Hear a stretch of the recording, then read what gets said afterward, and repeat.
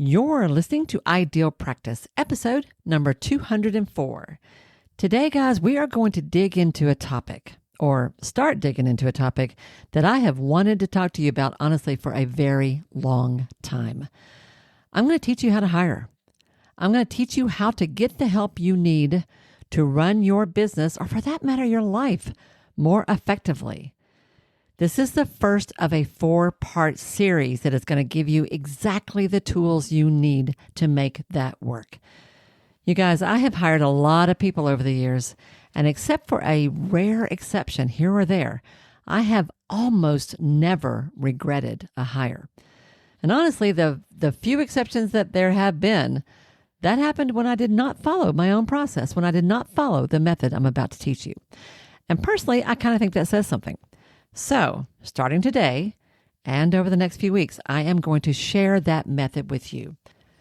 I call it the CAST method for hiring help that works. And whether you have thought about hiring a virtual assistant to help you with clients, or thought about hiring a social media manager to help you with marketing, or heck, just thought about hiring somebody to help you mow your grass, whatever it is you are thinking about hiring help for at all, this is going to help. So, stay tuned.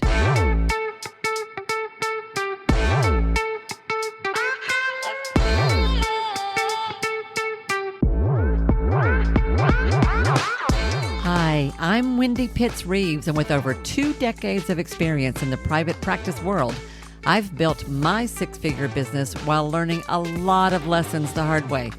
This is the first podcast that shows you how to apply the principles of energy, alignment, and strategy to build a practice that is profit-centered, but people-forward. This is the Ideal Practice Podcast. Hey guys, and welcome back to another episode of the Ideal Practice Podcast. This is Wendy Pitts-Reeves, your host. And yes, as always, I am super excited about hanging out with you today. In fact, I may be a little bit more excited than usual because today I am finally taking action on something I have wanted to do forever. Why I haven't done this before, I don't know. Life is full. What can I say? But many times over the past few years since I've been running this podcast, I have thought about doing a series on teaching you how to hire help.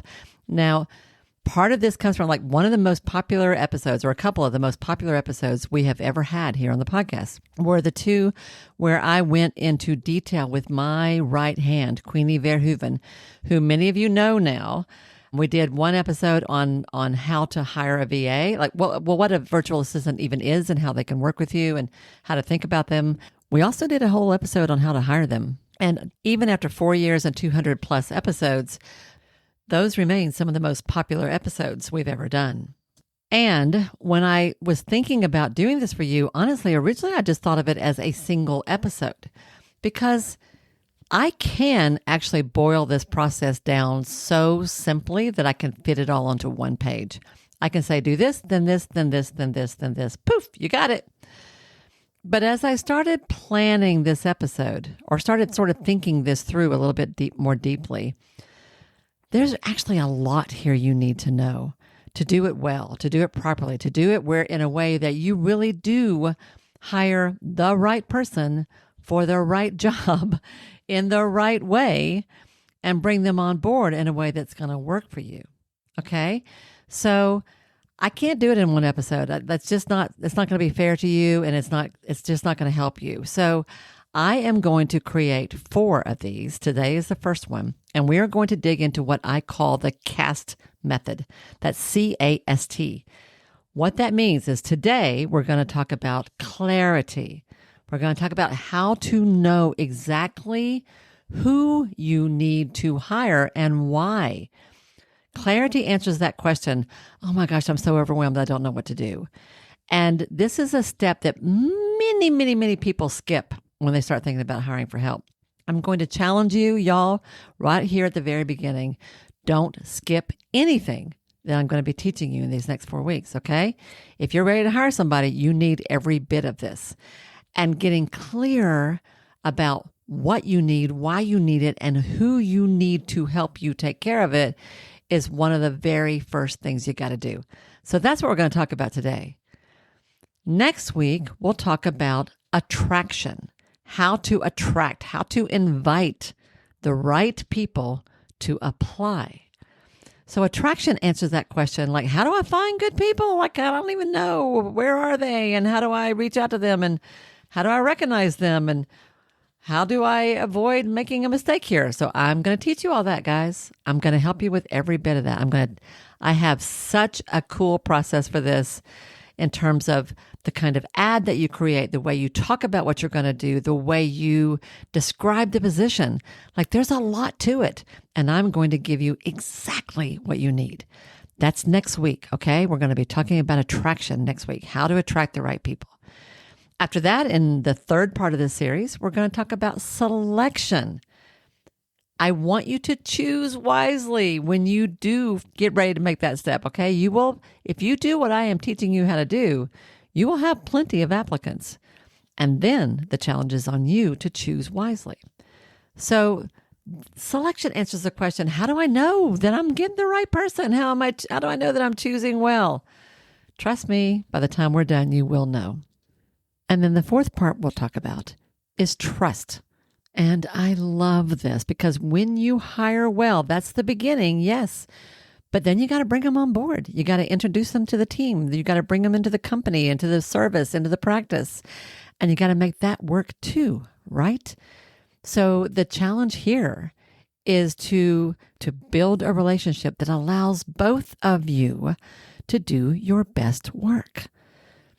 When you do this right, you will be able to trust that new hire to do what you hired them to do and to do it well, but they will also be able to trust that they have joined the right team. And both of you together will trust that the work you do will take your business to where it needs to go next. So that is also really important. See how all this works? Like, there's a lot to this. And today we're talking about clarity, which is the hardest part of almost any aspect of running your practice. If you've been with me for a while, you have heard me talk about this in multiple contexts. Today is no exception. So, without further ado, let's begin by talking about how to get clear on exactly who and what you are hiring for first. Okay? Okay, let's go. All right, so let's talk about how important it is that you take the time to figure out a few key details before you ever even mention to the outside world that you are thinking about hiring. And I want to highlight this by telling you a story. I'm going to share one little story here. I once knew a coach who had an 8-figure business. This coach was making somewhere in the 2 to 4 million range per year. And this event happened early in that person's growth, in her growth, as her practice was beginning to take off, as her business was beginning to rock. One of the things that she did was she hired someone that she had met who had a lot of drive, a lot of ambition, who was like a real firecracker, a go-getter, who seemed like somebody who could make things happen. And when you're at the head of a growing business that is taking off, bringing someone on board who has that kind of fire can be really exciting, very enticing. It can be a little overwhelming sometime in our little entrepreneurial brain because we can see so many things that are possible all at once, and we tend to move fast. So when you find somebody who can keep up with you, who has the same kind of drive that you do, that's really kind of cool. And it can feel like, oh my gosh, this is perfect. So this coach brought this person on board to basically be her right hand, okay? Someone who could help her implement the many ideas that this person had. The problem was the kind of tasks, the kind of personality, the kind of energy that went into that role was very different from the kind that went into the coach's role. So the coach, the visionary, the head of the company, she was the one with the big ideas. She was the one with the strategies. She was the one who could see down the road where they were going. The person she hired, who today I would call an integrator or an implementer. That's not the language that she used, but that's what I would call it. That person needed to have a very different kind of skill set, a different kind of personality, and a different kind of drive. For that, you need someone who is very happy to be in that position, kind of behind the scenes, behind the stage, ready to make all of these cool ideas happen in real life. Well, as it happened, the person that she hired wanted the same things that she wanted. This person wanted to be the coach. This person wanted to be out in front. This person had her own, like I said, drive and ambition. That's very exciting, except that it was a terrible fit for the job. And so I do not know all the ins and outs of this, nor do I need to. It's none of my business. But watching it from the outside, what I know happened was that over time, bitterness and resentment and discontent grew in that relationship. And at some point it broke. And the person that this coach hired left the business, left the company, and took a lot of clients with her. That was painful, personally painful to the one who had done the hiring, and devastating to the company in all kinds of ways, as you can imagine. That is an example of what can go wrong, why it is important to figure out some of this stuff on the front end. And what I am going to teach you today is how to avoid making that kind of mistake, because that coach learned from that. I learned from hearing that story, and I know how to avoid that. And after that, so did she. So one of the most common mistakes that business owners make especially when they are first learning to hire, is they tend to hire from a place of overwhelm. I just want somebody to fix it, and I want them to fix it fast. And when that's where you are coming from, it's very easy to make a lot of mistakes. It is so much better if you take the time up front to get clear about a couple of things before you ever start to begin your search, okay? And y'all, it takes a while to do this. Like when you really do this properly, it can take days, if not weeks, okay? The last time around that I was working on hiring a few new members from my team, it took me a couple of months to work through the process that I'm going to lay out for you in this series.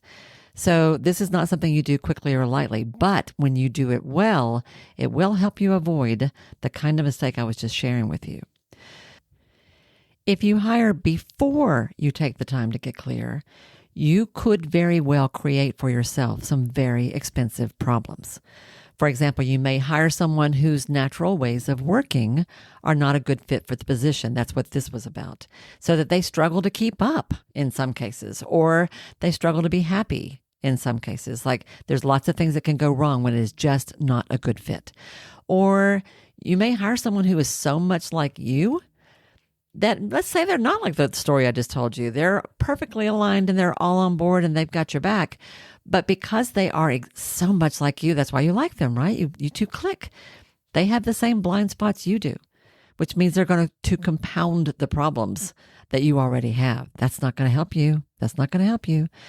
You may hire someone who just doesn't have the skill set you need them to have. And let's say you like them and they seem pretty smart and you think you can teach them. But if certain things are not in place, you may spend a lot more time than you expect to teaching, correcting, teaching again, correcting again. See where I'm going with this? Like it can cost you a lot of money, a lot of time, a lot of frustration, and honestly, a lot of hurt feelings if you skip the process I'm about to walk you through. So here's where we begin. This is going to be a six-step process, this getting clear before you begin the hiring process. And in this episode, I'm going to go over the first 5 of them, okay? In the next episode, we'll get down to the meat of where all this is going to lead you. But today, I want to go through the first 5 of 6 steps. And the first step is I want you to conduct what I call a systems audit. I want you to track what you do in your business and honestly in your life for at least a week and preferably for 2 weeks. For 2 weeks, I want you to keep a notepad out on your desk or a digital file open on your phone. I want you to make a simple list of every kind of activity that you do during the day. I want you to capture what you do by the type, not the details, the type. For example, your list may include returned calls from client inquiries, sorted out an issue with a client's credit card, met somebody for lunch, spent time looking for a book for a specific client's needs, ran to the store to pick up extra copy paper and some chocolate for the office, straightened up the waiting room. It could be that kind of stuff. But it might also include picked up the kids from school, met with a teacher, went grocery shopping, chopped vegetables for meal prep, made a dentist appointment for my spouse, paid some bills. What you are doing here is you are becoming an observer, but all you are doing is gathering data, okay? And in a moment, I'll tell you what to do with that. But all you are doing right now is collecting data points. Look at the sheer variety of tasks that make up your day, okay? This one step has been one that my clients are most tempted to skip, but it is the one that makes the most difference for them when they don't, because sometimes it will reveal areas that you weren't paying attention to where you could use some help, okay? So that's step one, just literally capture all that. And guys, to make that easier for you, I'm going to mention to you, I've got a little handout you can use, a little worksheet. You can get it at wendypittsreeves.com/audit. I basically have created a one-pager that you could literally lay on your desk, and it will sort of prompt you to notice these things through the day, and you can just jot them down in the sections on this paper. So that might be helpful to you. wendypittsreeves.com/audit. It's free, easy, but that can make this process a little simpler for you, because what I want you to do next, once you have this list of data points from a couple of weeks, is I want you to study that list, and I want you to group everything into a category, various kinds of categories. And you'll see that certain things fall together in a natural way. On the work-related side, it may be marketing activities, networking activities, billing activities, taking care of the office, like physically taking care of the office. It may be tech, certain aspects of the tech that you have to deal with. On the personal side, it may be household chores, it may be childcare, it may be meal prep, it may be personal finances, it may be relationship nurturing and support. You will find that your activities sort of naturally fall into certain broad categories, okay? That's going to be natural. And if you download that worksheet I just mentioned, that will also kind of help you see where some of those categories might be. Now, as you look at those categories and the tasks that are inside each of them, I want you to ask yourself a couple of questions. I want you to evaluate them. Which of those activities drain your energy? Which ones do you absolutely hate doing and you will put it off as long as you can? Where's there a breakdown? Where's there friction? Even if you don't put it off, but it's always tricky. It's always challenging.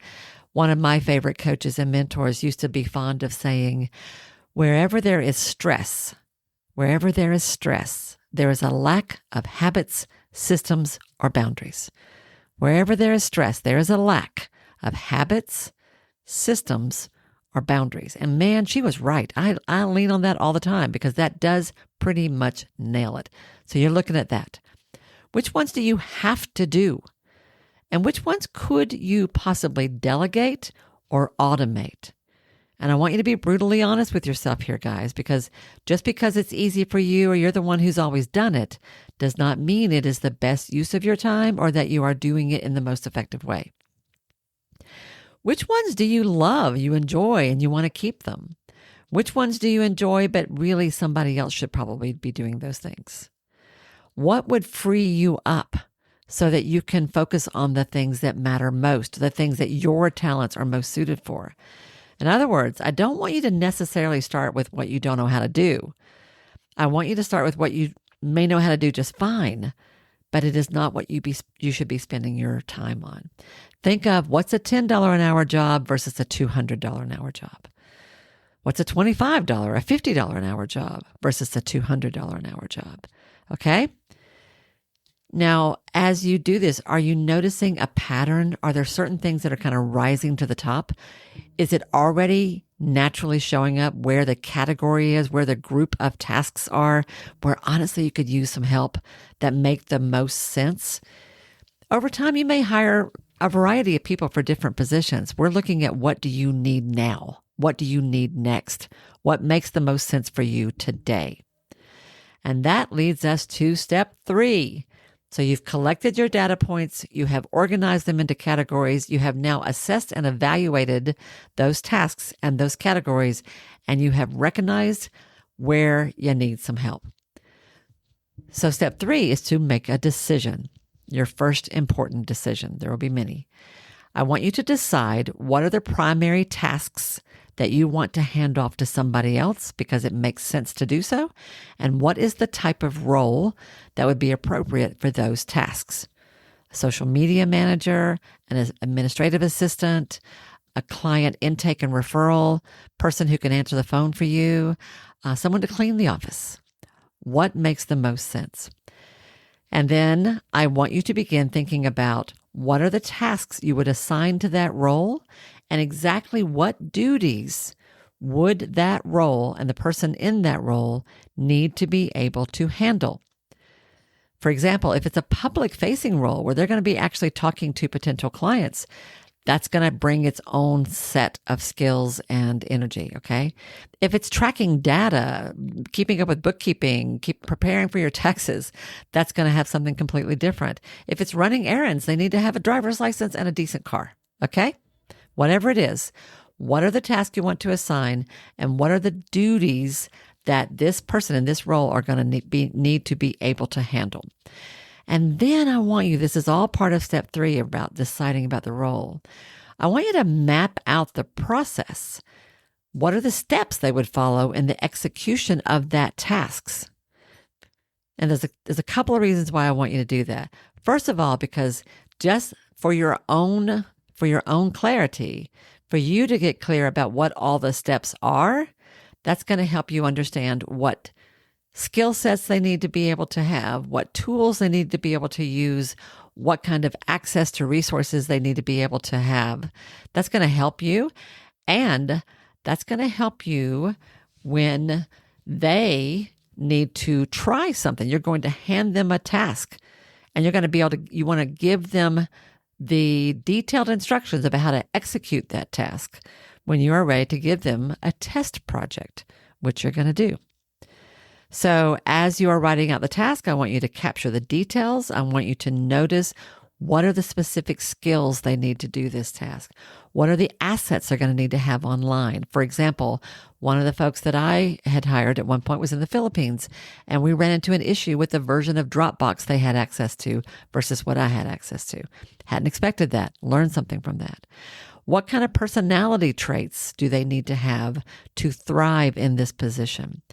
What will they need? And what does this job look like when it is done and done well?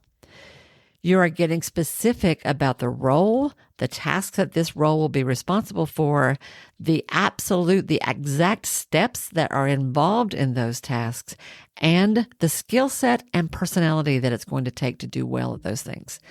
This is all about describing success in very clear ways. And if you can't describe it, you can't hire for it. Okay? That's step 3. We are getting into the nitty-gritty here, y'all, but this will serve you well. I'm telling you, this is why it took me a couple of months to hire last time. Step 4 is to begin using what you just came up with there, to determine your hiring criteria, what a successful candidate is going to need. Based on the tasks and the duties and what it takes to do those, what desired skills and expertise does your ideal hire need to have or be able to learn? I am a big believer in hiring someone who may not know how to do something, but they can learn as long as they're the right person for the job. So, do they need to have the ability to use a certain software program? Do they need to have a high level of attention to detail? Do they need to have a lot of organizational skills, a valid driver's license? Do they just need to be really warm and friendly and good with the public? Do they need to be relatively intuitive and astute in understanding people? Or does it not matter at all how they are with people as long as they know their way around a spreadsheet? Okay? So, what are the skills and expertise they need to have or be able to learn? Secondly, What kind of personality traits do you want them to have? What's negotiable and what isn't? I'll tell you, for me, for example, some of the things that are really important to me is I want someone who has a really good sense of humor, because you're going to need that on some days. I want someone who can handle a lot, because I'm going to throw a lot at them. They need to be patient and tolerant and and know how to manage overwhelm. I'll put it that way. And I want someone with a very high attention to detail and a very high level of professionalism. That's important to me. Okay? What's important to you? And remember, you are not looking for your new best friend, guys. You are looking for someone who balances out what you bring to the table. Someone who can get the job done. Someone that you can sort of hand it over once everything's properly set up, and trust that they can do it, and it will make your life easier, make your job easier, free you up to do what you do best. And you're going to be glad that you've got all this when we get to the next part of the series, to the next episode, because that's where I'm going to teach you how to write a job description, a hiring announcement that is going to bring in the right kind of applicants. This work you're doing right now, that's where we're going. That's why this clarity is so important. And then step 5, which is the last one I'm going to cover today, is to set your budget. I want you to figure out in advance, how much can you pay for how many hours a week or a month on the front end? And what could you conceivably raise them to over time? Let's say over the next year, maybe the next 2 or 3 years. And guys, sometimes it may be worth it to hire someone with a higher skill level for less time at a higher pay rate, depending on what you need them to handle. It really, really, really does depend on what you are hiring for. It really does. Among other things, the story I told you at the beginning about the person that coach hired, who was so awesome in so many ways and yet was such a terrible fit, and then ended up where that whole relationship went south. Well, what came out of that is that coach learned how to use a particular assessment tool that she ran her final applicants through to make sure that their work styles and their interests were a good match for the position. The one she used is called the Kolbe, Kolbe, Kolbe A Index. I also use that. And it is extremely helpful. And in my coaching work, I always encourage people to use that for their final applicants, because that shows the kind of personality type that somebody has and how they like to work, what they enjoy best. And there are very clear ways that assessment aligns with certain types of skills, certain types of roles. Okay. So that's what we're doing today. Next week, I'm going to teach you exactly how to write the copy for an ad for posting a job online that will bring you the kind of applicants you want and will help you weed out the ones you don't. So if you are thinking about hiring in any capacity, whether it's hiring someone to clean the house or the office, whether it's hiring someone to pick up the kids after school and get them started on their homework so maybe you could see a couple of afternoon clients, whether it's hiring your first administrative virtual assistant or a high-end web designer, this is going to serve you well. You can use this for all of those. Okay? So don't miss next week, but do the homework that I've laid out for you today. Let me do a real quick recap. Okay? So these first 5 steps. Step 1 was to conduct a systems audit where you collect a data list of all the types of activities you do each day for at least a week, preferably 2. Step 2 was to group all of those activities into categories, natural categories, and evaluate each group in terms of the friction that it brings to your job and which ones it makes the most sense to hand off. Step 3 was to decide which task you are indeed going to hire for and what is the role that is best suited for those tasks. And to map out the details of those tasks, what's involved in all of them, so that you can literally write a procedure that you could hand over to somebody to follow, because you're going to want that later. Step 4 was to determine your hiring criteria. What are the skills, expertise they have to have on hand or be able to learn? What are the personality traits that they have to have? In all of that, what's negotiable, what isn't? What would be nice to have? What is an absolute requirement? And remember, you're not looking for a best friend. You're looking for someone to compliment you. And then step 5 was to set your budget. So you know that part's going to come up too in your conversations with people. So you want to get clear about that as well. Okay? That's where we are beginning today. This is the clarity aspect of the hiring process. This is doing your homework up front, and this is going to make all the rest of it so much easier, so much easier. All right. And just one more time to mention that little worksheet I've got, if that will help you in terms of thinking through the different areas in which you might want some help, you can get that again by going to wendypittsreeves.com/audit. Download that little free worksheet, and that can help you as well, although you do not have to have it, but that will help. All right. That is part 1 of this series on how to hire. I hope it's helpful. I hope you will not skip it. And I look forward to seeing what comes out of this for you. I bet you're going to learn a few things. Thanks for listening, everybody. Thanks for being here. Thanks for sticking with me. Have a great week. And I will see you next time right here on the Ideal Practice Podcast. Bye now. Hey, y'all. If this program has become important to you, if Ideal Practice matters, it would mean so much to me if you'd be willing to take just a minute to do 1 or 2 of the following things. First of all, would you follow or subscribe to the show here at Ideal Practice? Following me helps you because you'll never miss an episode, but it helps me as well for all kinds of reasons. To do that, all you have to do is go to the show page for Ideal Practice on Apple Podcasts or Spotify or wherever you listen to podcasts. There, just click on the plus sign that you'll usually find in the top right-hand corner, or click on the word follow that you're going to find somewhere there on that page. Of all the things, this really is the most important thing you can do for the podcast itself. While you're there, it would be extra special if you would be willing to give me a 5-star rating, and even better than that, a review with your own words. Your words matter. And when you write what you feel, what you think, you uplift and encourage others. And I love that. If you want to go a step further than that, take your favorite episode or 2, one of the ones that has meant a lot to you, and share it with a friend. Could you do 1 or 2 of those things for me?